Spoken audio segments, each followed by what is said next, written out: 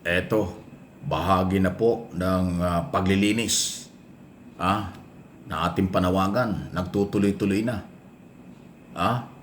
Na ginagawa ni Pangulong Marcos. Noong una, ang alam natin, si Arnel Ignacio lang ang tinanggal bilang administrator ng Overseas Worker Welfare Administration ng OWA tungkol sa pagkakasangkot sa 1.4 billion na project. Nailipat na ang titulo, nagkaroon ng titulo ng walang board approval. Korupsyon yan. Sinibak na. Ngayon, may bago. Yung palang deputy director na si Emma, Sinclair. Ayan Emma Sinclair ay sinibak na rin. Tinanggal na rin po ni Presidente. So, yun ito. Nakakabunga na yung ating panawagang tanggalin yung mga nasa gobyernong malayo ang ginagawa sa kagustuhan ng Pangulo at ng taong bayan. Yan ang magandang balita. Kinumpirm na po ng Malacanang ni Communication Secretary, Acting Secretary, Undersecretary Claire Castro, ang pagkakatanggal kay Director Emma Sinclair, okay? Nakasama ni Arnel Ignacio doon sa di umano'y pagdidesisyon na bumili ng 1.4 billion. Ang laking pera niyan. Sino kaya ang nangomission dyan? At meron pa hong susunod.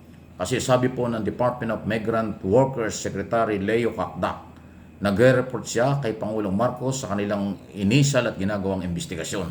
At kung sino man ang nasasangkot na mga opisyal tungkol dyan sa maanumalyang 1.4 billion, tatanggalin din ng Pangulo. Kung yung mga gulita, sinabi ng Pangulo, hindi siya magdadalawang isip.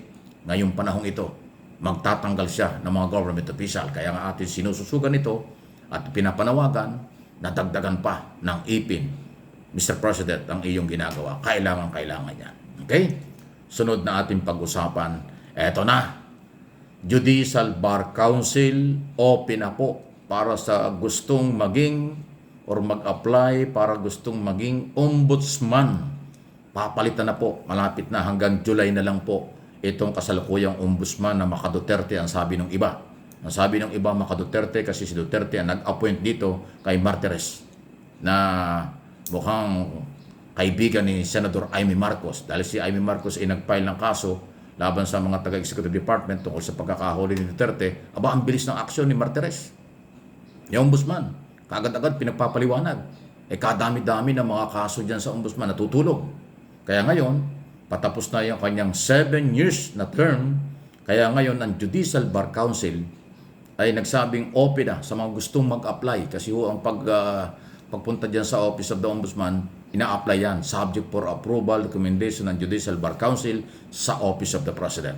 Kasi constitutional body po yan. 7 years ang term ng Ombudsman. Ibig sabihin, kung mula July, mawawala na si Martires, papalitan ng bago, yung pupwesto dyan ngayong July 2025, yan po ay pupwesto ng susunod na 7 taon. Kahit wala na si Pangulong Marcos sa 2028, ombudsman pa rin, merong additional na 4 years pa. So hanggang 3032 yata yun. Parang ganun. 2032 ang magiging ombudsman. Maswerte ang magiging ombudsman. So kaya nga ang pinagdududahan ng iba, kaya pala napakabilis at lakas ng loob ni Amy mag-file ng kaso kasi nga Duterte appointees, yun pong kasalukuyang ombudsman. At mukhang sabi nga nila dahil papaalis na, last 2 minutes na, by July aalis na siya. Kaya siguro minamadali na yung mga kaso laban dun sa mga, alam mo na, na hindi pumapabor sa Duterte. Naloko na, nagkakulay pa. Dapat ang ombudsman independent. Kaya kung sino man po ang mga gustong maging ombudsman, kapalit ni Martires, mag-apply na po kayo. Kasi open na pala. Okay? Ang posisyong yan by July, napakagandang posisyon po niyan. Super power na posisyon yan. Hindi yan pwedeng pakialaman ng presidente kahit ang presidente nag-a-appoint. Independent ombudsman. Meron silang authority, magsuspende ng lahat ng mga nasasangkot sa katiwalian, lalo na ang mga local executive. O kahit sino, marami ho. At sila din po ang nag-evaluate ng mga dokumento para mag-file ng kasong anti-graft before Sandigang Bayan. Napakatindi po ng Office of the Ombudsman. Lahat kanilang pwedeng imbestigahan from local to national government official. Maging ang Office of the President, pwedeng imbestigahan nila. Kaya lang, hindi naman pwede lang kasuhan. Kasi ang Office of the President o ang Presidente ay merong immunity. Habang nakaupo, hindi pwedeng kasuhan sa korte kung ano man. Pwede lang sa nakaupong presidente ay ang impeachment na hindi naman trabaho yan ng Office of the Ombudsman. So, ayan po. Sana ang makuha, mapili ng Judicial Bar Council at mapili ng Pangulo ay yung neutral, walang political issue, talagang magtatrabaho sa kapakanan ng napakarami at nakatambak, libu-libong kaso na nakatambak dyan sa Office of the Ombudsman at iba pang kontrolado nila na hindi nagagalaw, hindi lang sa Metro Manila. Kasi ang Ombudsman, Luzon, Visayas, Mindanao, ang kapangyarihan nito. Ayan, okay? Sunod na pag-usapan natin, ito pa rin, walang katapos ang impeachment ni Sara Duterte. Ito ho ang totoo. Ang impeachment ni Sara Duterte or article of impeachment na nandyan sa Senado, hindi pwedeng pigilan yan ng kahit sino. Kung mayroong mga politikong nais pigilan ito, mag-try kayo magpunta ng Korte Suprema. Yan ang tip ko sa inyo. Magpetisyon kayo before Supreme Court para questionin ang ginagawa at gagawin ng Senado sa impeachment trial. Hindi yan makukuha sa debate. Kasi sa ilalim ng saligang batas, Kongreso ang mag-i-impeach, tatanggap ng complainant, i-impeach nila, kapag sapat ang suporta at ebidensya, din ang Senado magta-trial. Yun ho ang trabaho ng Kongreso at Senado. At ngayon ay nasa Senado na. Kaya ko ito pinapaliwanag kasi may mga senador, lalo na si Marcoleta, kanya daw pipigilan ito. Kukwestiyonin daw niya ang legality ng trial. Abay, sandali. Hahaba lang ang debate, gusto lang yung i-delay. Kung meron kayong problema sa impeachment, pumunta kayo ng Korte Suprema dahil ang Supreme Court, yan ang trabaho. Parang arbiter. Yan ang magsasabi kung legal ang implementation ng batas or illegal ang pagkakagawa ng batas. Yun po yun. Yung ginawang batas ng Kongreso at Senado, yan ang pagbabasihan kung naaayon, kung legal ba ang pagkagawa. Yung implementation na ginagawa ng Malacanang at ng mga taga-gobyerno, yan din ang titingnan ng Supreme Court kung legal ang implementation o naaayon sa mga batas. Ito pong impeachment naaayon sa batas. Kaya kahit anong debate, tuloy yan. Maliban na lang kung makialam. Halimbawa, nagpetisyon kayo sa Supreme Court, questionin ang legality ng Senado. Nakialam ang Supreme Court, sinabing, stop yan, illegal yan, abay, debate yan, awa yan. Constitutional crisis yan. Kasi hindi papayag ang Senado sila pakialaman. Hanggat maaari, ay iiwasan ng Supreme Court na sila ay makialam sa trabaho ng mga elected senador at congressman kasi debate yan, awa yan.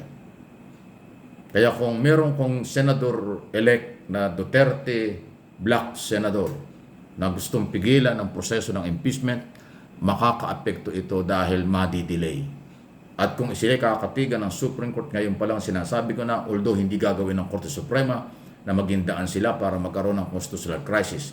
Kasi pag kinwestiyon, pinatigil ng Korte Suprema, kung sakali ang trabaho ng Senado at Kongreso, crisis yan. Awa yan. Huwag natin kalimutan ang three branches of government. Executive Department, magpatupad ng batas. Ang legislator, both Congress and Senate, gumawa ng batas. Ang judicial, ang Supreme Court, arbiter lang. Sila yung magsasabi kung legal o illegal ang pagkagawa at implementation. Pwede silang mag-coordinate pero hindi sila pwede magsapawan. Pero ang impeachment process under 1987 Constitution, pag pinigilan ng Supreme Court, alam ko hindi naman. Awa yun. Yun ang punto. Kaya again, para magkaroon ng katahimikan yan at huwag nang i-delay, huwag nang magdebate na wala namang mangyayari, questionin nyo sa Supreme Court, then ang Supreme Court ang magde-decide. Pag sinabi ng Korte Supremang legal na aayon sa konstitusyon ng impeachment, ay di tuloy ang trial.